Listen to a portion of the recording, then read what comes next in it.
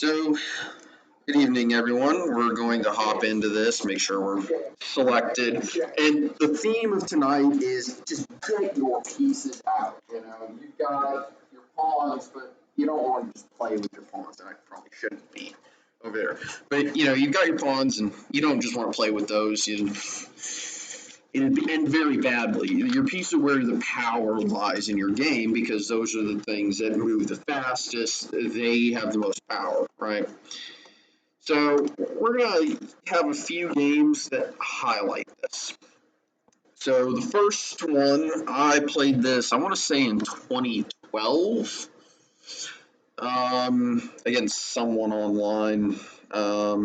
And this was back when I played the King's Gambit, which is a great opening for development. It actually is, you know, because you got lines where after accepts, knight f3, there's one piece. Sure, black can reasonably keep up, but it's very hard to do that while also trying to hold on to the extra pawn. Unless you're what? I'm blindfolded. You know what? No, we don't talk about that. Yeah. d5. Now, contrary to popular belief, this is not the Falkbeer counter gambit. Falkbeer counter gambit goes after takes, which I actually believe I did play. Yeah, after takes, e4, which, okay, that was a style in about 1820. No longer the style these days. Actually, probably the most accurate move is c6. At least that's what I would play. And I think a lot of grandmasters would agree with me on that one. But there's certainly other moves. Probably bishop d6 is a move. I know taking here is a move. That's all reasonable. Actually, bishop d6 is a bad move. But just ignore it. You can probably see that. In the game, my opponent played bishop c5. Developing move. And, okay, that's actually not a bad move. It's just a little bit offbeat. So, what's the theme? Develop? Oh, develop my knight. Now, there's actually a reason why I took on d5. You kind of have to, otherwise your position is just garbage. There's no points playing like knight c3. But doesn't black just have an opportunity to push my knight out of the center, right? Is there a way for me to, say, I don't know, develop a piece, make a threat? You know, how do you start figuring out what to do with that knight? Because it is pinned, right?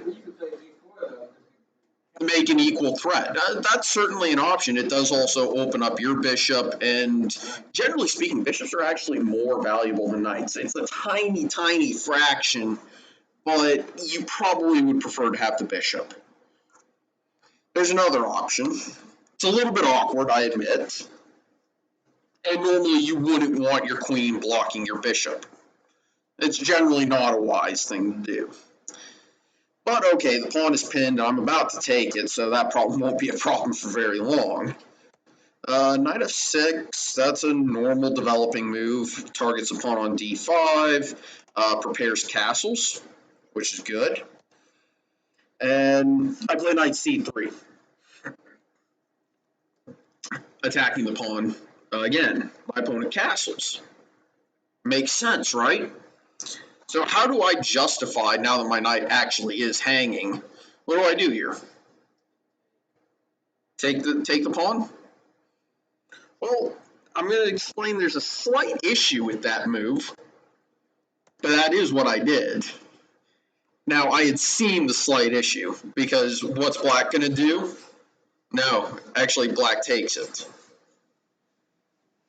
Though black probably shouldn't take it. Black should play, as you mentioned, bishop f5. Maybe. Actually, no. Sorry, that bishop's hanging, so unless he retreats it, he does actually have to take.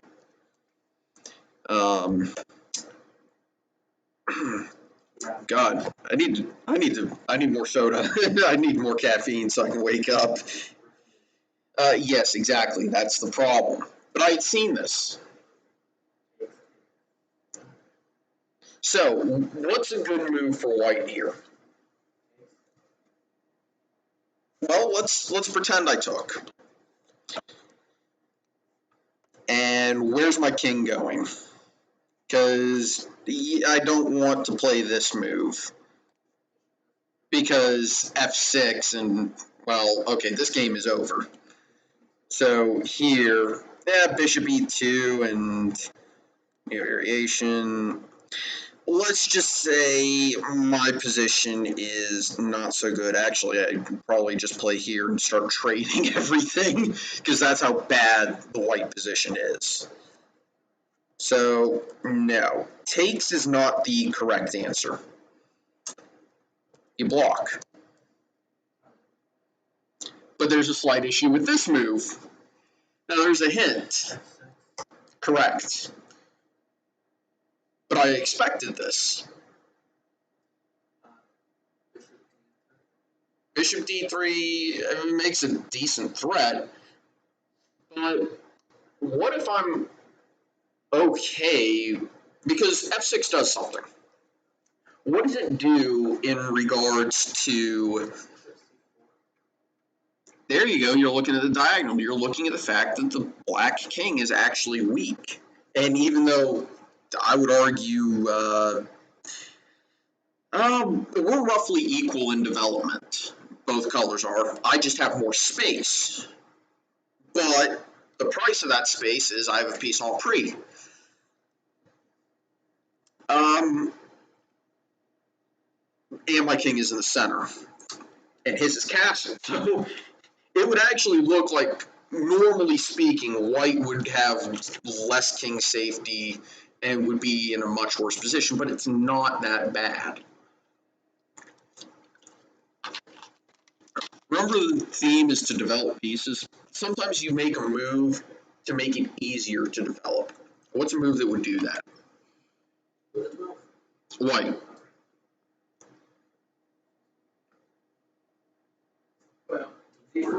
Thank you. We've got two people saying d4. That is correct. Sacrificing a knight. And my opponent did not take it. He retreated his bishop. Now, you may think, okay, the plan is takes, but after here we've got problems. So that's not actually my idea. And here's the funny thing, the computer actually says I have a good position after f takes e. But that wasn't the move that I wanted to play. I didn't care about this piece, and the f file's great, but look at that center, man. I know the computer hates this, but a human is going to want the white pieces here. Like, this is a human position. But yeah, objectively speaking, f takes, and the computer doesn't think white's doing too badly. I mean, the bishop comes out easy, castles, and all of a sudden, or just rook f1. Bishop e3 and castles long is an option. This center is still very impressive. And it's actually very difficult for black to find a plan. All those pieces are back here, and for being down a piece, I've got very easy development with bishop d3, and bishop somewhere. So, yeah, actually, it wouldn't have been a bad thing for him to take the knight. But he didn't. So, you mentioned this earlier, bishop d3, that's what I played now.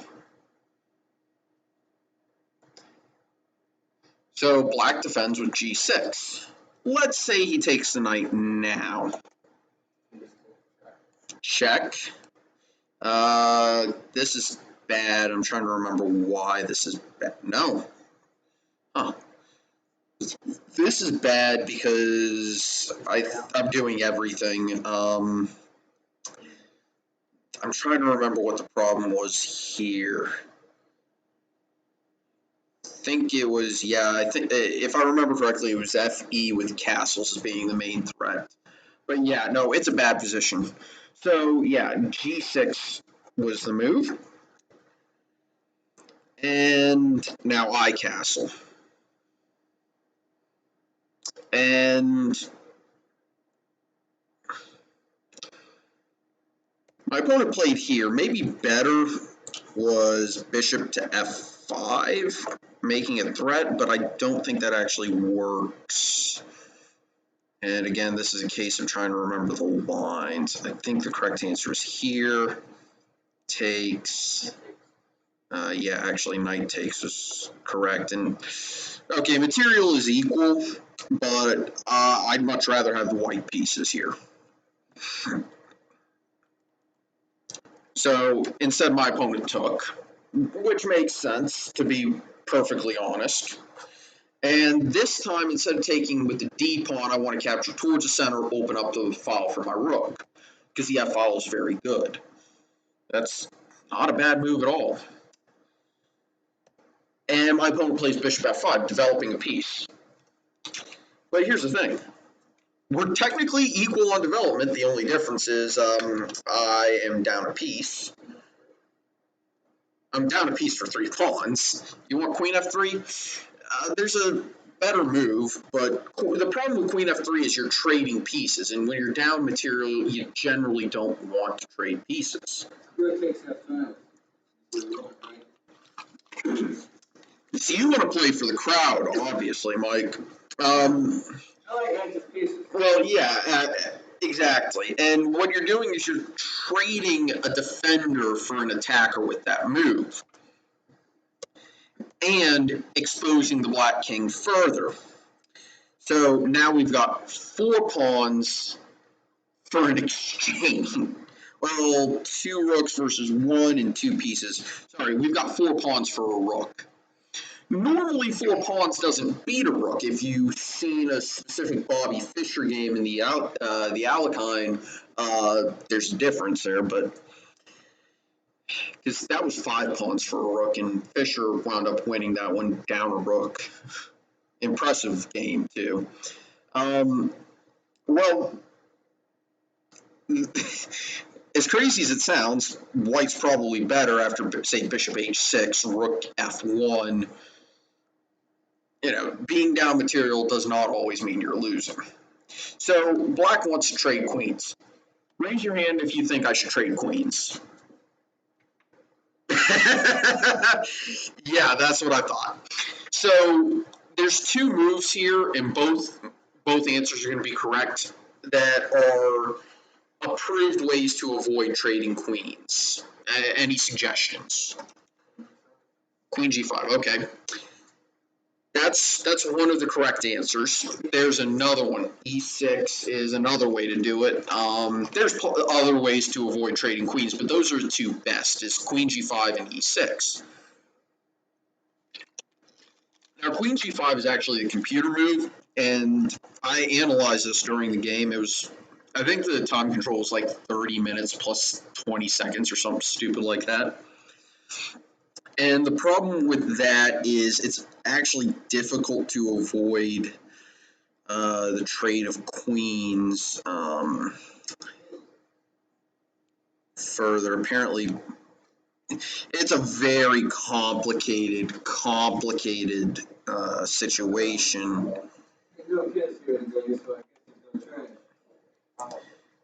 And yeah, so queen goes here, and I think,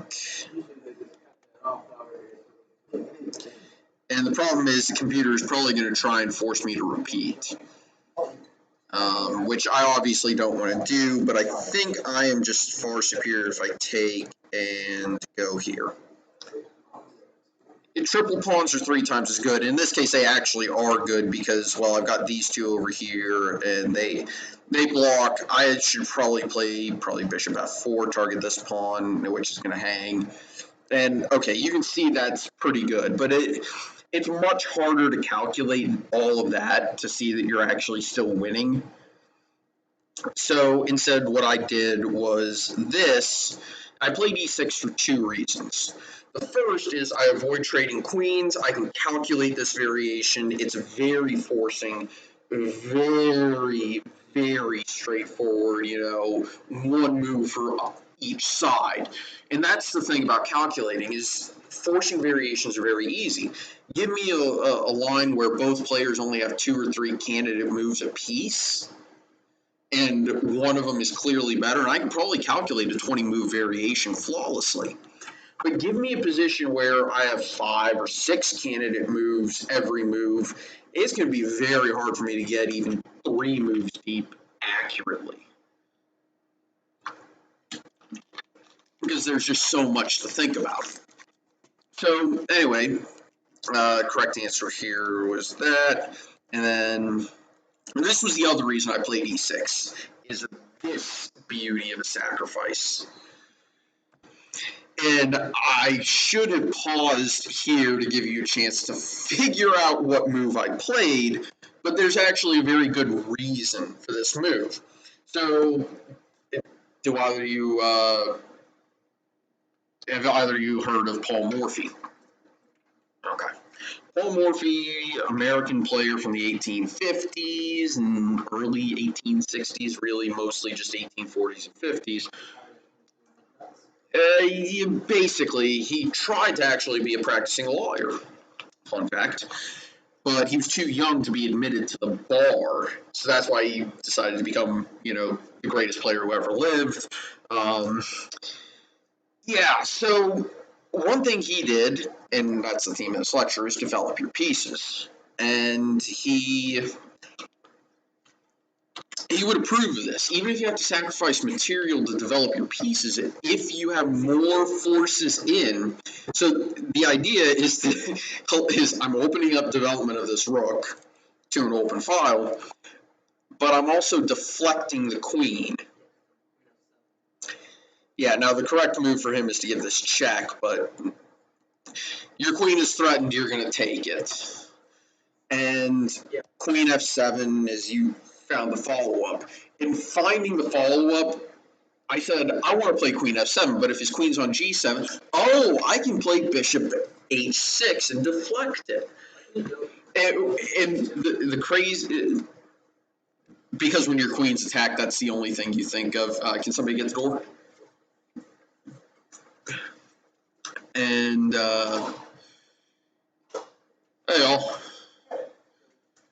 Yep.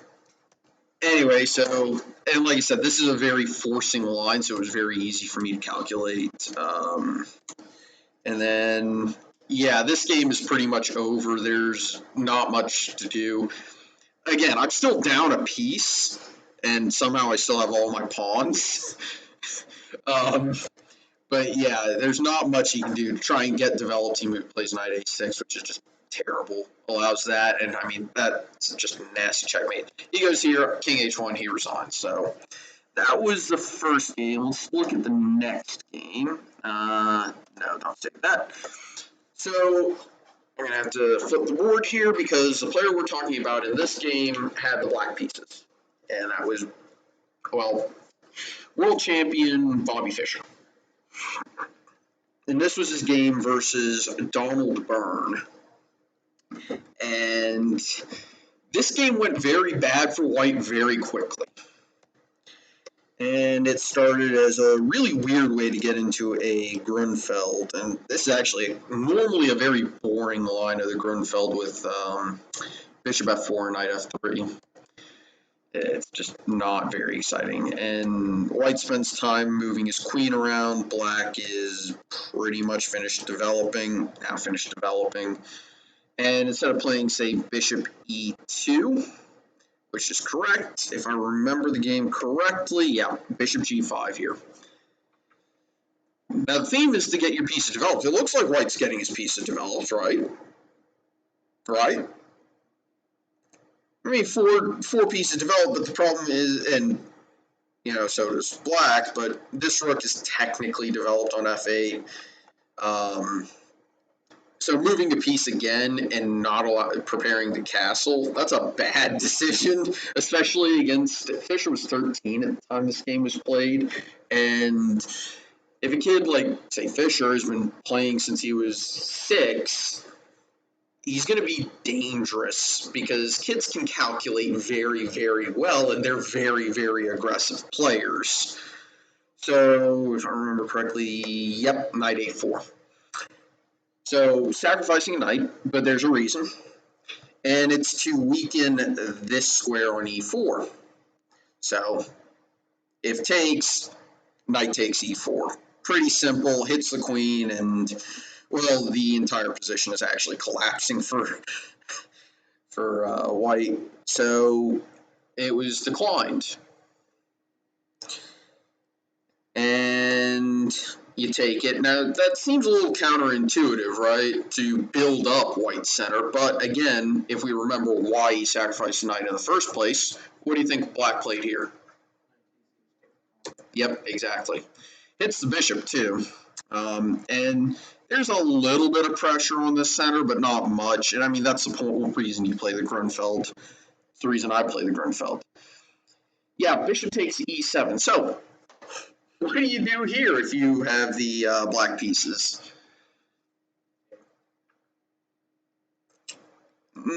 Yeah. You don't take the bishop because your queen would hang. I'm trying to remember if that was the move. Yeah, okay, I was right. It was queen b6. So, should white take the rook?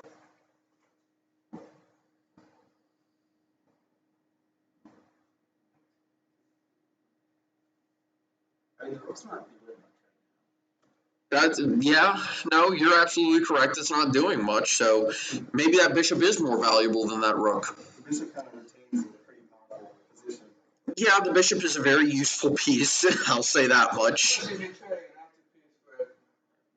Yeah, you're trading an active piece for. So I think the class or the folks here are saying that no, white should not, and that is correct. Byrne did not take the rook. He developed another piece. If he took, I want to say bishop would take, and yeah, this is not fun times. Queen has to go here.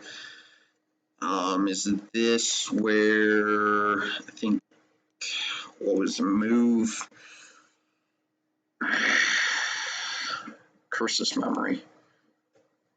I don't think taking is good. I'm trying to. Oh, yeah, that's why. You play rook. You develop your final piece, threaten all sorts of nastiness, and the king is bad when he won, and that's the thing to remember. So, yeah, you don't want to take that rook. Bishop c4 was played.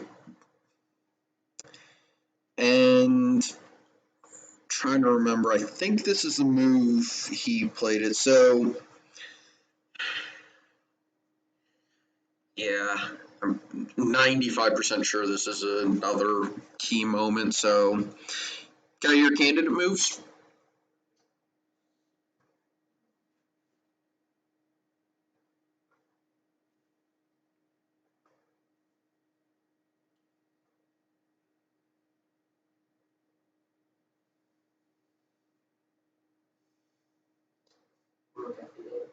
Rook fe8 is certainly interesting. You're saying here.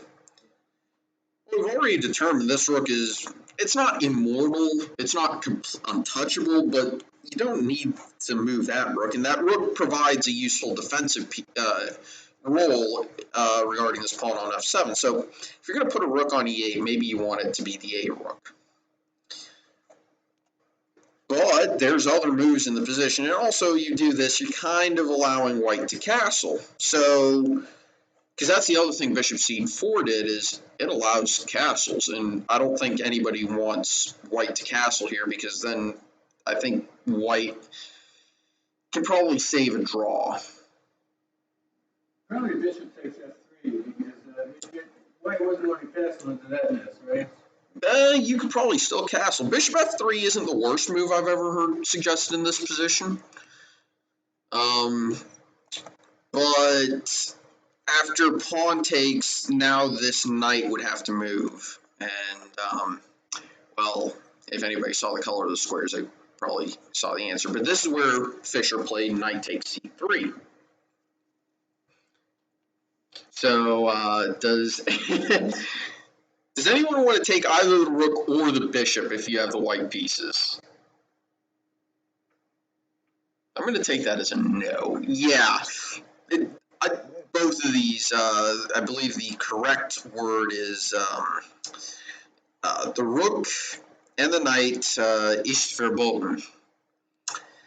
You take the knight, and now you play rook fe8. And well, the bishop's gone, and you're under some serious attack. You take the rook, and rook f8 again.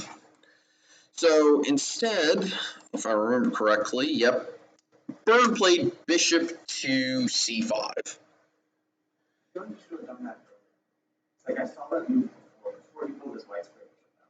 I was like, he probably could have just. But do you have the time to do that before black destroys what's left of your center and starts a menacing attack on your king? The white square bishop has done nothing since It was developed 2 moves ago. Okay, that's fair. That's fair. You didn't have time to play bishop c5 because you still weren't developed, and black is already attacking. You kind of need to develop and get castled as soon as possible. So I definitely understand what you're saying. So yeah, would you say rook? I think you played with that rook, but yeah, rook check first. You're not playing bishop to e2. No one is going to pay me enough to do it. Knight e5, again, you can't pay me enough to play that move.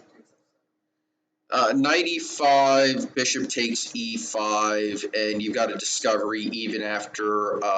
actually, no. I think knight e5, rook takes, check, pawn takes, and I want to say...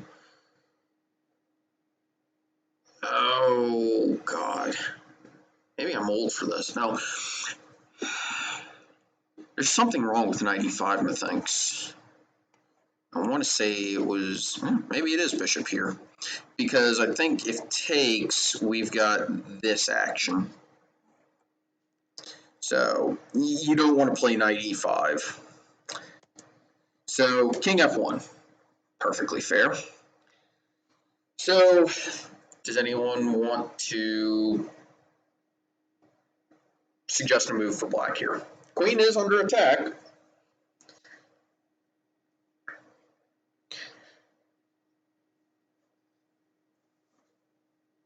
But is the queen the most important piece you have? Is the queen the best piece you have in this position?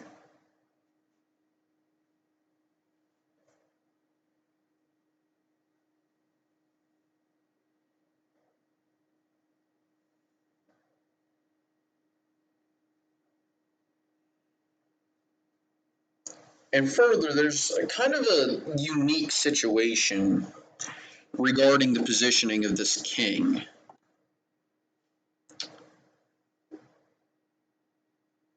And the fact that what color complex around the black king or the white king is the weakest right now? Dark squares or light squares, which are weaker?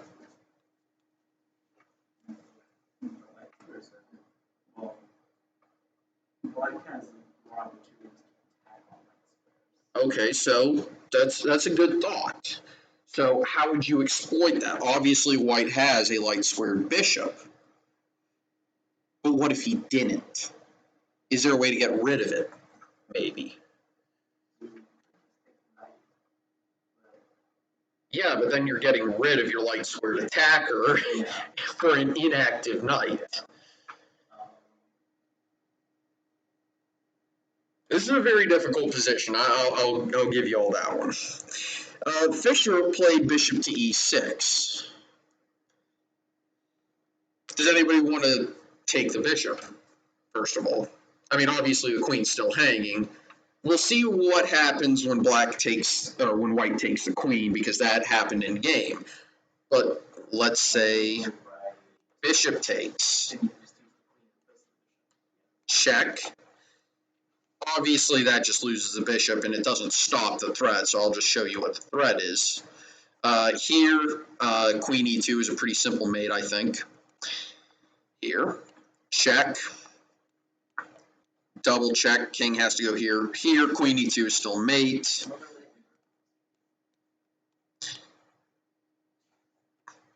Brutal, right? And that's if you take the bishop. That's what happens if you take the bishop.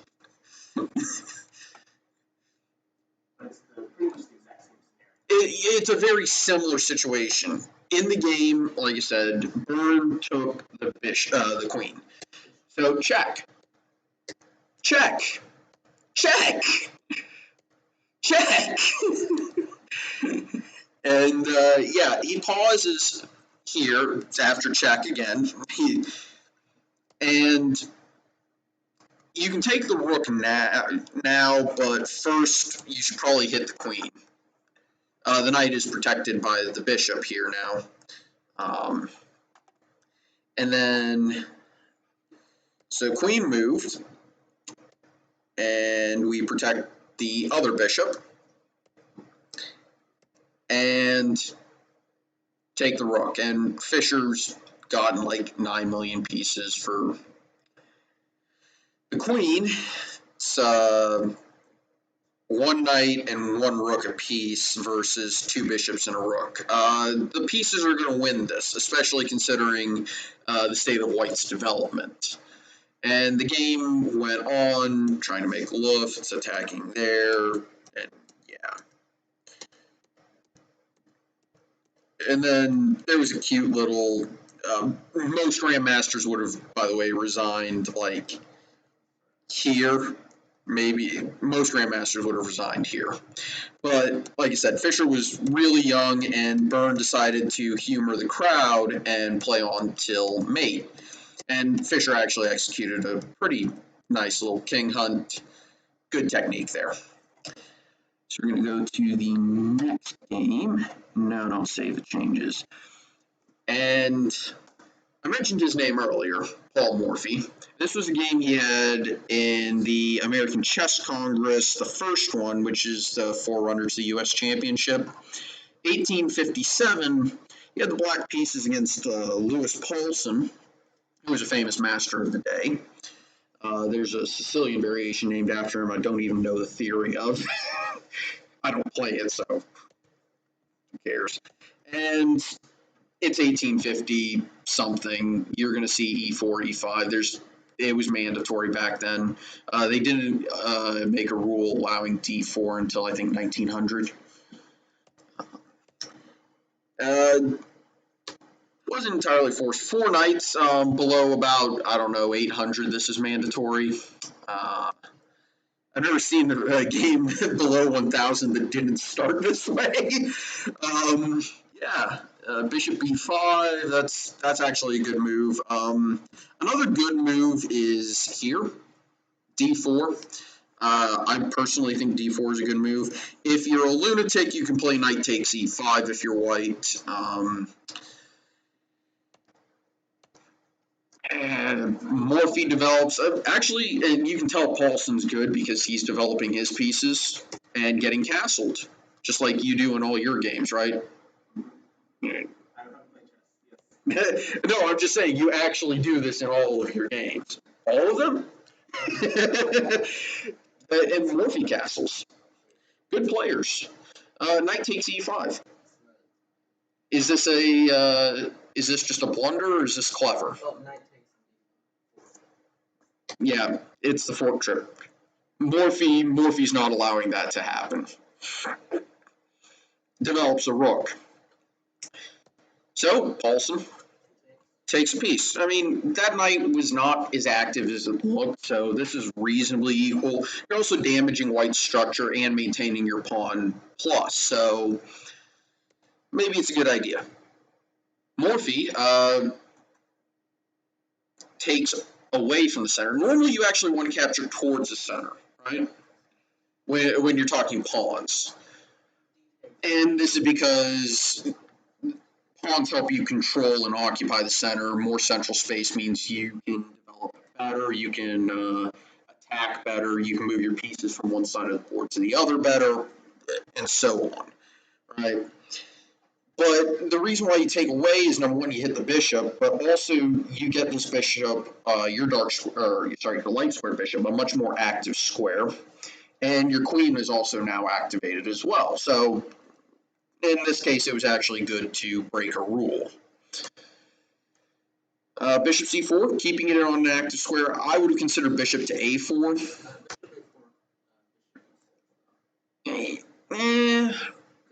but then you trade it, and do you want to take back with the rook or the pawn?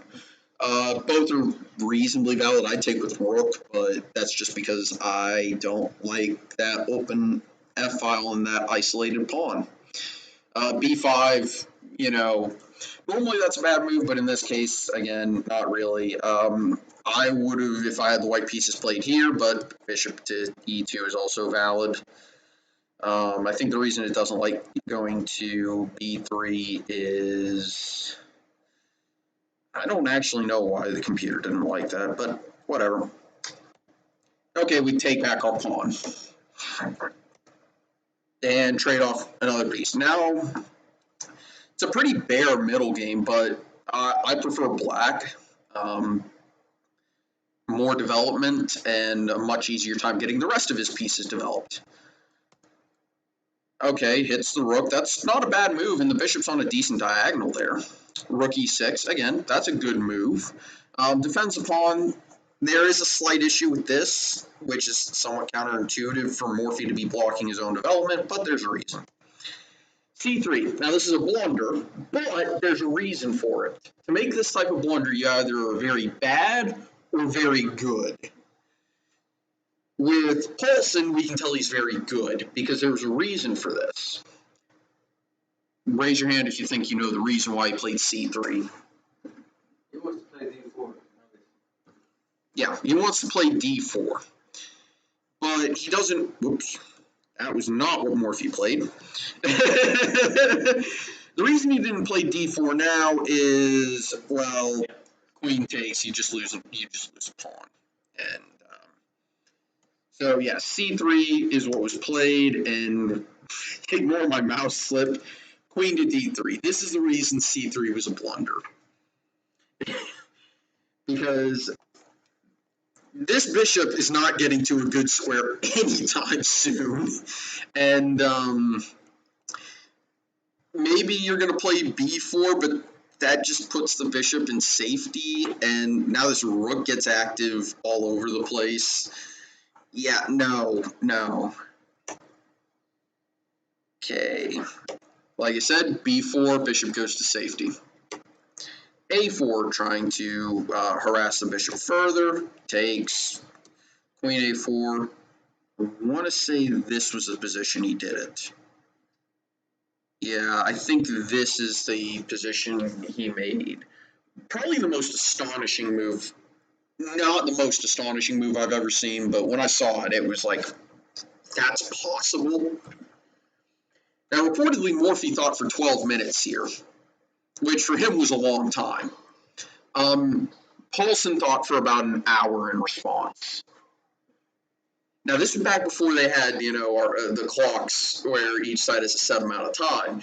There was a match played between two players about 30 years before this where one of the players would spend, on average, about maybe an hour and a half, 2 hours per move. While the other player would sit down at the board, make his move, get up. And then spend all night playing blitz with everyone else. And the guy who was spending hours every move, he would go to sleep exhausted. It was brilliantly hilarious. It was the McDonald-Labourdonnais matches, and there's a brilliant famous game from that one where black has a bazillion pawns avalanching down. So I should have given you enough time to figure out any candidate moves. That's a bold move. You really think Morphy played this? Well, Maybe not in this position. Okay, there we go. Developing your bishop to play rook here. Okay, sorry. After rook there, I think this is no. Okay, develop your rook. Yeah, now he played it. Sorry. I thought it happened a few moves earlier, but no, so there's a reason for this. Okay, so Morphy, bring all your pieces into the attack before you attack. And there's a reason that so queen here is perfectly good. But there's a reason this works, and there's a reason he spent a long time calculating it, because this is kind of a crazy variation. Check. Hit the rook. Rook moves away. Check. Check. check, check. Bishop takes, and the point is you're going to play bishop here mate. And that's a pretty forcing variation, so there's no real need to, quiz you. Queen there, giving the queen back so that mate doesn't happen, takes it, obviously. Rook there, and, well, this game is over. And notice how difficult it was for white to develop his queen side that game. And, yeah, this game is over. Rare in 1857, but Paulson resigned in this position. Yeah, absolutely. So instead of playing C3, I'll play back. Oh, you want to go all the way back. What should white have played? I mean, D3 is reasonable. Rook E1? Challenge rook? Is there a problem with simply just takes, and here? I mean, taking, can somebody get the door, please? Actually, no, so I should probably play here, but, I definitely get what you're saying with that. At least this gives you an opportunity to, like, I don't know, just play D3. Yeah, no, D3, absolutely. But you have kind of solved one of the problems with the black position, that there was a rook hemming development. Yeah, so there's one more thing in this, and this is kind of a slightly unhinged line that I became aware of recently in the opening, and we're going to analyze it for a few minutes. And this is rare in this day and age, but I've checked this with an engine, this line with an engine, and the engine has no earthly idea what's going on. I'm talking, it changes its evaluation every time you put a new move in, and by change its evaluation, I don't mean by like a tenth of, 0.1, 0.2. I'm talking flipping from +3 to -3. And it does that for almost every time it analyzes a position deeper. It'll change its evaluation by like 2 whole pawns of value. Like, what? It's ridiculous. So it comes out of, there's a lot of ways you can reach it, but if I'm playing, it's going to come out of an Italian game. D4, pawn takes, and so far this is actually all normal theory, and technically the move is also theory. If black decides to get greedy and take the pawn, there's a slightly unhinged move. Mike, I've showed you this already, this move, so don't blurt it out. What's the craziest, most berserk move you can think of? Queen takes D4? Okay, that's a little too crazy. That's too crazy. He's heard of this, so yeah. Knight C3. Believe it or not, this actually works. I was shocked. I believe it was found by an international master about maybe a year or so ago. One of the greatest new ideas in chess. Pawn takes is probably the only line to consider if you're black. And what Drew's familiar with this, so after giving other people a chance, he can, yep, bishop, and then queen d5. Now, there's 2 moves here, everything else loses. And by everything else, I mean this loses and this loses for, I think, pretty easy to explain reasons. But then again, this is a bizarre position. King e8, I think, is the main line because that's, I think, the only move humans have ever played.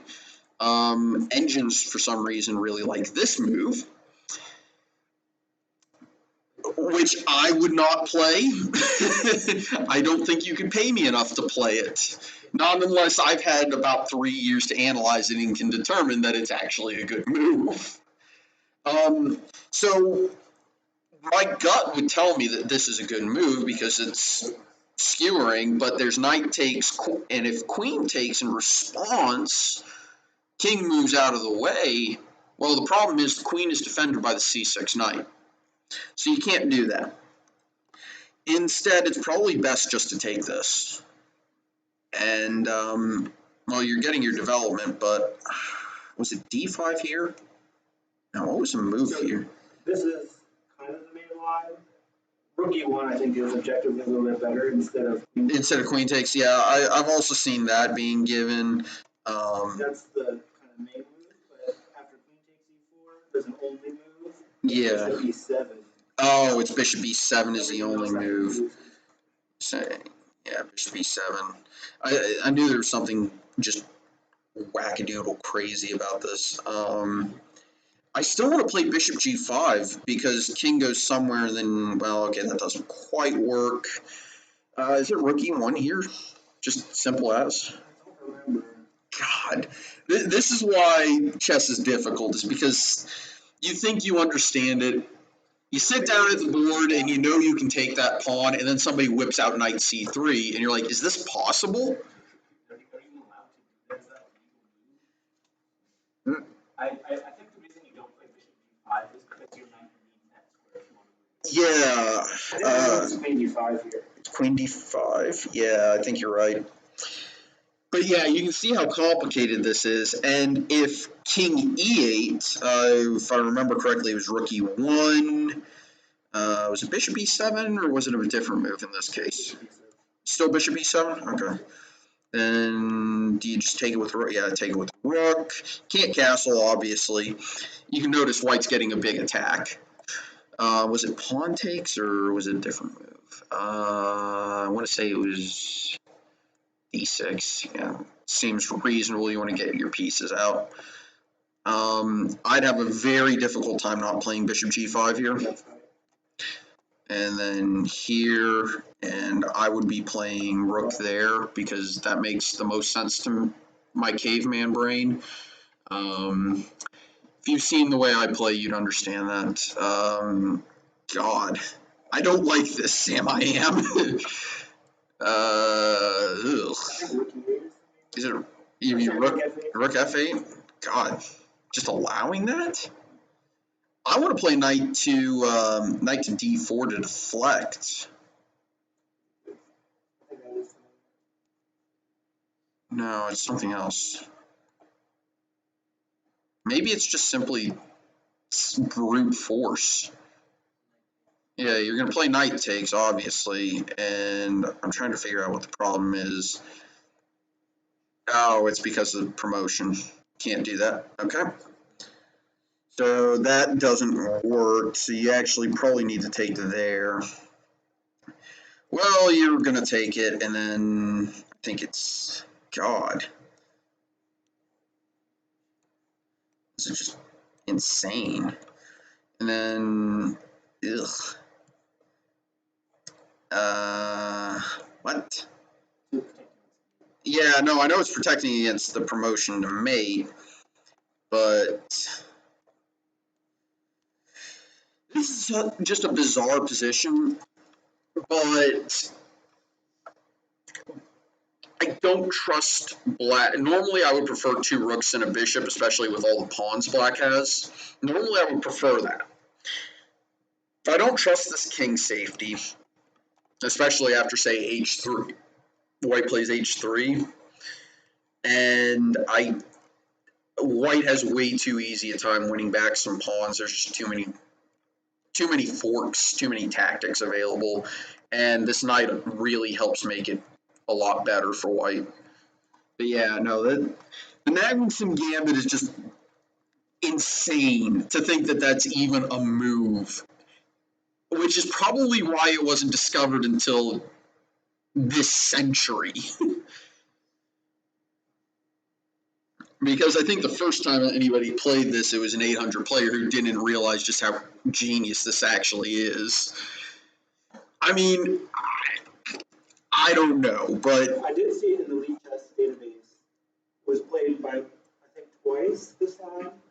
By actual... The pandemic, yeah, by Master database.